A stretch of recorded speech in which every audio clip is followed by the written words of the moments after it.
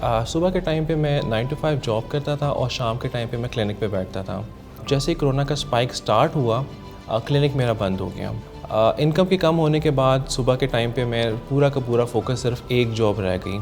अभी ये इस चीज़ को मैं सफ़र कर ही रहा था कि आई वॉज डायग्नोज्ड बाय कोविड-19। उस टाइम पे मेरा कुल असासा जो था वो सिर्फ मेरा बिस्तर, मेरा लैपटॉप, मेरा मोबाइल फ़ोन और इंटरनेट की डिवाइस थी।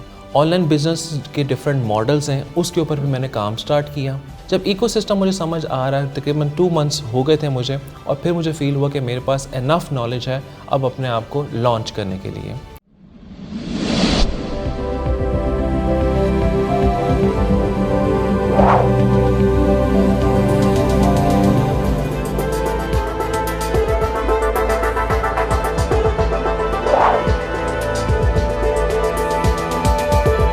अस्सलाम वालेकुम नाजरीन, मैं हूं अली रहमान खालिद।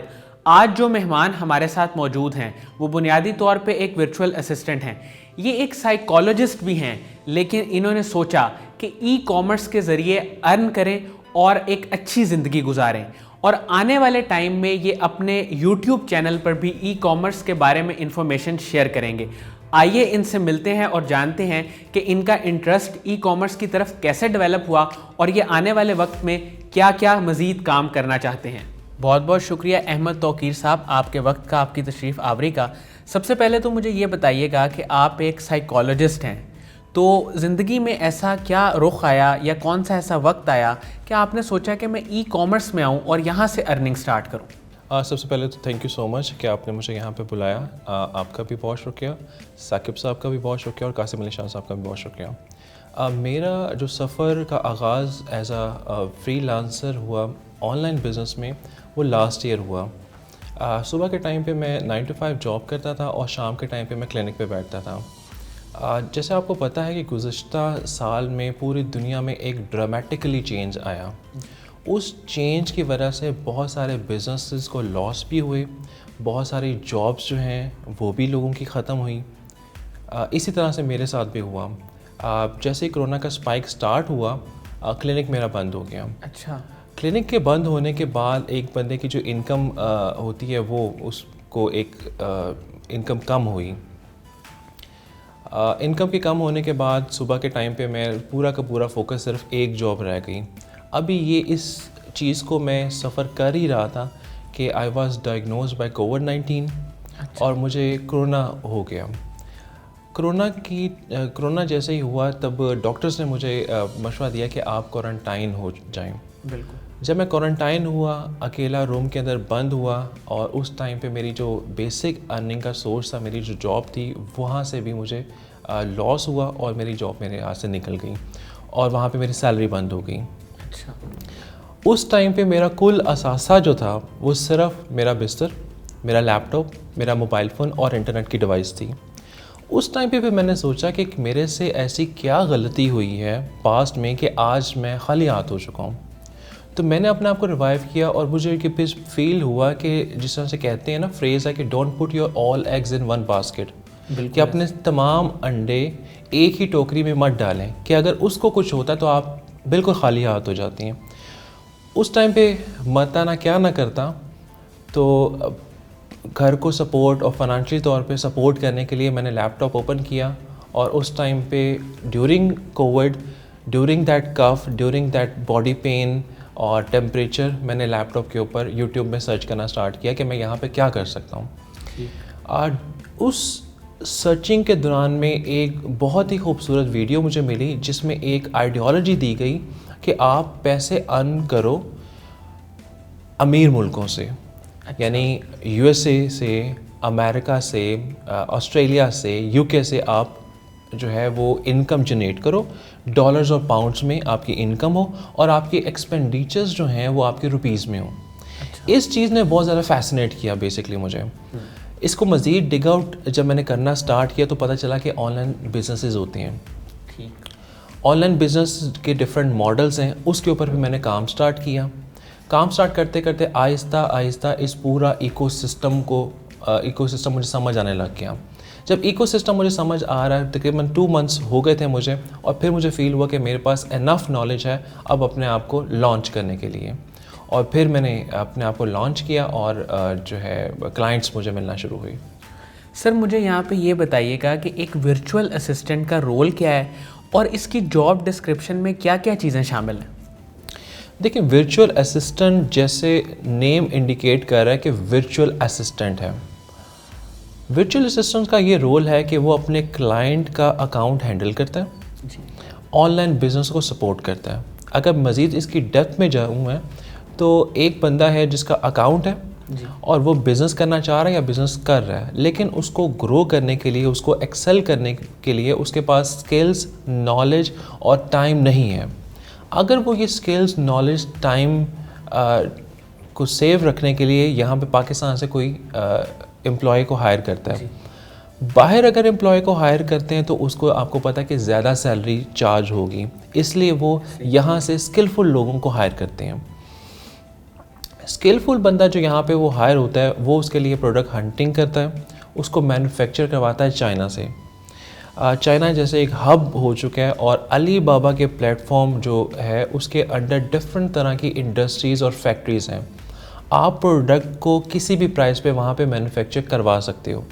अब यहाँ पे वर्चुअल असिस्टेंट का रोल स्टार्ट होता है कि उसने प्रोडक्ट हंटिंग के बाद स्टैट्स शेयर करने होते हैं, स्टैट्स निकालने होते हैं कि मैं कितने में वो प्रोडक्ट जो है वो प्रोड्यूस करवाऊँगा, मैन्युफैक्चर करवाऊँगा और उसका प्रॉफिट मार्जिन फिर कितना होगा। अच्छा। प्रॉफिट मार्जिन कैलकुलेशन के बाद फिर आप सैंपल मंगवाते हो, क्वालिटी एश्योरेंस करवाते हो, फिर प्रोडक्शन अपनी शिपमेंट करवाते हो चाइना से उस कंट्री में जहाँ पे आपका क्लाइंट है और वहाँ जहाँ पे आपका ऑनलाइन बिजनेस है। फॉर एग्जांपल यूएस में करवाते हो, ऑस्ट्रेलिया में या यूके में करवाते हो। शिपमेंट करवाने के बाद फिर आप अमेज़ॉन के ऊपर या ईबे के ऊपर या डिफरेंट प्लेटफॉर्म के ऊपर उस पेज को अपलोड करते हो, अपनी प्रोडक्ट्स को अपलोड करते हो, फिर आप उसमें मार्केटिंग करते हैं, उसको सेल करते हैं और उसको एक्सेल करने के लिए अगली स्ट्रैटेजीज़ बनाते हैं। सर मुझे यहाँ पे ये बताइएगा कि ई कॉमर्स की फील्ड में प्राइमरी सोर्स ऑफ नॉलेज हमारे पास क्या है, मतलब वो बुनियादी जगह जहाँ से हम चीज़ों को सीख के फिर आगे इम्प्लीमेंट कर सकते हैं। देखिए, जिस तरह से दुनिया चेंज हुई है, न्यू टेक्नोलॉजीज़ आई है, वैसे ही अब घर बैठे आप बेसिक नॉलेज हासिल कर सकते हैं by the help of YouTube. अच्छा। आप यूट्यूब के ऊपर हर तरह की वीडियोस, ट्रेनिंग और बेसिक इन्फॉर्मेशन हासिल कर सकते हैं, चाहे वो किसी भी फील्ड की हो। अब जो बंदा लेमैन है वो स्टार्टिंग में अपनी इन्फॉर्मेशन यूट्यूब से लेता है, जिसमें आपको लोकल लोग भी आपको मिल जाएंगे, उनकी वीडियोस भी मिल जाएगी, आपको जो फॉरेनर्स हैं उनकी भी ट्रेनिंग वीडियोस मिल जाती हैं। सर मुझे यहाँ पे ये बताइएगा, ये चूँकि बहुत प्रैक्टिकल फील्ड है तो लोग इस पे काफ़ी एतराज़ करते हैं, उनको इसकी समझ नहीं आती। कुछ लोग इसको स्टार्ट करते हैं, वीडियो सुनते हैं, फिर वो समझते हैं कि यार ये एक फ्रॉड है, हमें तो इसकी समझ नहीं आ रही। उनको आप क्या जवाब देना चाहेंगे? देखिए, बीइंग अ साइकोलॉजिस्ट सबसे पहले तो मैं ये बात कहूँगा कि हर बंदे की मेंटालिटी डिफरेंट है जी। कुछ लोग ग्रोथ माइंडसेट के होते हैं, कुछ ग्रोथ माइंडसेट के नहीं होते। कोई सारी ज़िंदगी लेग पुलिंग में लगे रहेंगे या फिर उनकी नेगेटिव थॉट्स हैं जो कि उनको एक्सेल नहीं करवाने देती। तो जिन्होंने एक्सेल नहीं करना उन्होंने हर चीज़ के ऊपर एतराज़ ही करना है, लेकिन जिन्होंने एक्सेल करना है, जो कि ग्रोथ अप्रोच रखते हैं, जो कि कुछ कर दिखाना चाहते हैं, जिनके अंदर आग है, अच्छा, जिनके अंदर आग है और आगे बढ़ना चाहते हैं, उनके लिए मैं ये कहूँगा कि ये एक अच्छी फील्ड है, प्रॉफिटेबल फील्ड है। इसका अंदाज़ा जो लास्ट ईयर के स्टैट्स हैं उससे भी लगाया जा सकता है। अगर आप पाकिस्तान में ऑनलाइन बिज़नेस, जो सबसे बड़ा बिज़नेस दराज कर रहा है, उसके स्टैट्स निकालें तो तकरीबन 3 अरब का बिज़नेस कर चुका है। तकरीबन 3 अरब का बिज़नेस लास्ट ईयर के स्टैट्स हैं। और अगर आप अमेज़ॉन की बात करें तो तकरीबन साढ़े 6 मिलियन डॉलर्स, अच्छा, 6.5 अरब डॉलर का इस वक्त प्रॉफिट किया है अमेज़ॉन ने खाली। तो जहाँ पे इतनी कैपेसिटी हो तो वहाँ पे आप कैसे कह सकते हैं कि यहाँ पे बिज़नेस नहीं है? ठीक है सर, मेरा यहाँ पे एक सवाल आपसे ये होगा कि जिन लोगों का इन्वेस्टर माइंडसेट है और उनके पास इन्वेस्टमेंट भी है, वो लोग ई कॉमर्स में अपना रोल कैसे प्ले कर सकते हैं? देखें, ये पूरा एक इकोसिस्टम है। एक वो बंदा है जो स्किलफुल है, ऑनेस्ट है, सिंसियर है, जो कुछ कर दिखाना चाहता है और जिसके पास तमाम नॉलेज है। दूसरी तरफ वो लोग हैं जिनके पास स्किल्स नहीं है, पैसे मौजूद हैं।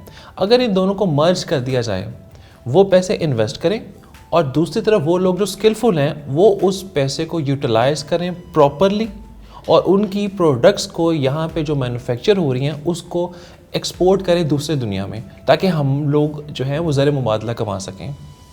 सर इस सारे सफ़र में वो कौन लोग थे जिन्होंने आपको मोटिवेट किया, आपको गाइड किया?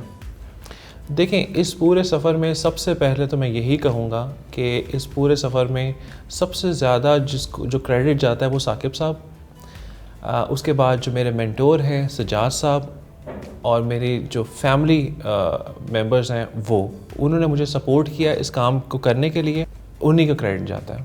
सर साकिब अज़हर साहब का जो एक विज़न है उसके मुताबिक यह है कि पाकिस्तानियों को इनेबल किया जाए, इस पे आप क्या कहेंगे? देखिए, साकिब साहब का जो माइंड है, अगर उसको मैं एलेबोरेट करूं तो वो उस लेवल पे जा चुके हैं जिसको हम सेल्फ़ एक्चुअलाइजेशन बोलते हैं। अच्छा। सेल्फ़ एक्चुअलाइजेशन में इंसान सिर्फ खुद एक्सेल नहीं करता, खुद ग्रोथ नहीं करता, बल्कि अपने आसपास के जो लोग हैं, अपनी कम्युनिटी है, अपनी सोसाइटी है, अपनी जो कौम है, उसको आगे लेकर जाना चाहते हैं। तो वो उस स्टेट ऑफ माइंड पर है। लीडरशिप भी यही होती है कि आप अगर खुद दरिया पार करके आगे चले गए हो तो वो लीडरशिप नहीं है, जबकि आपके लोग पीछे रह जाएं। लीडरशिप यही होती है कि आप अपने न्यूबीज़ को, अपने चैम्प्स को, अपने आसपास के लोगों को लेकर आगे तरक्की करें, उनको आगे ग्रोथ दें। साकिब साहब ने इस टाइम पे ये नया ट्रेंड इंट्रोड्यूस करवाया पाकिस्तान में, जो कि पहले किसी ने नहीं करवाया हुआ था, और हम यहाँ पे बैठ के हम काम करते हैं। सर जो लोग ई कॉमर्स की फील्ड में आना चाहते हैं, बहुत सारे लोग अभी सोच रहे होंगे, इस इंटरव्यू को देखने के बाद बहुत सारे लोग फैसला करेंगे, उनको आप क्या नसीहत करेंगे, क्या रिकमेंड करेंगे? देखें, सबसे पहले तो बात मैं ये कहूँगा कि दो तरह की इनकम होती हैं, एक एक्टिव इनकम है और एक पैसिव इनकम है।